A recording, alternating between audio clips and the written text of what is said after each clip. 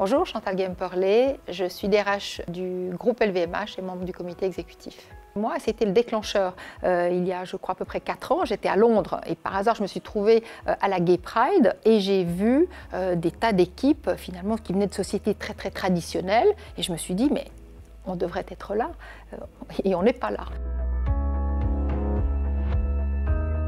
Ce n'est pas étonnant que seule la moitié des jeunes LGBT soient visibles ou se rendent visibles dans leur univers de travail parce que c'est quand même une question complexe d'une part et c'est une question qui touche à l'intime. Il faut vraiment se sentir en confiance, en soi d'abord, avoir confiance en soi et ensuite aussi se sentir en confiance avec ses collègues, avec sa hiérarchie et c'est pour ça que c'est important au sein de l'entreprise de signifier oui, on est une entreprise qui est inclusive.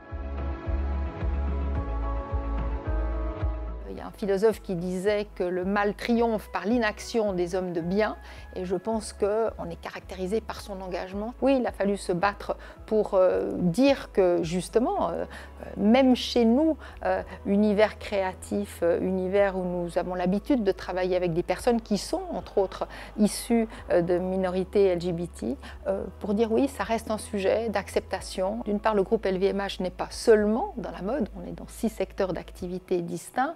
D'autre part, c'est vrai qu'on est un groupe qui vit de la créativité, mais justement cette créativité, elle se nourrit de la différence. On a été partenaire de l'ONU pour signer la charte antidiscrimination qui a été le prétexte d'inviter nos talents de différentes maisons, différents pays. On avait alors là un créatif, Francis Kurjan, le parfumeur, on avait le CEO de Belvedere qui chacun parlait de leur parcours. Ça permet de donner des rôles modèles, ça permet aussi de créer probablement un sentiment d'appartenance, de la confiance. Moi, ce qui me préoccupe, c'est bien sûr de commencer par le discours, mais derrière, de l'animer par des actions. Je crois que nous avons été l'un des premiers groupes à mettre en place en France, ensuite à l'international, une manière de veiller à ce que nous ne discriminions pas à l'embauche via l'autotesting des CV, et en particulier sur la question de l'orientation sexuelle. Ça, c'est très important parce que, si vous voulez, ça bloque simplement l'entrée dans l'entreprise.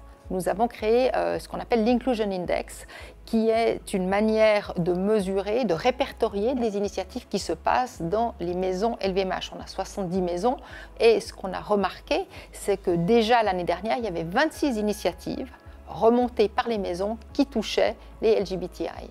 Moi, je suis inspirée par le courage des gens qui sont des gens inconnus, qui prennent sur eux, qui se rendent visibles, qui partagent ce qu'ils ont de plus intime, de plus profond. Et j'ai envie vraiment de leur dire merci et bravo. Le message que je pourrais adresser à des jeunes qui sont chez nous et qui sont LGBT, c'est de se dire qu'ils ne sont pas seuls, qu'ils se sentent prêts à être visibles parce que nous sommes là pour les soutenir et les faire évoluer.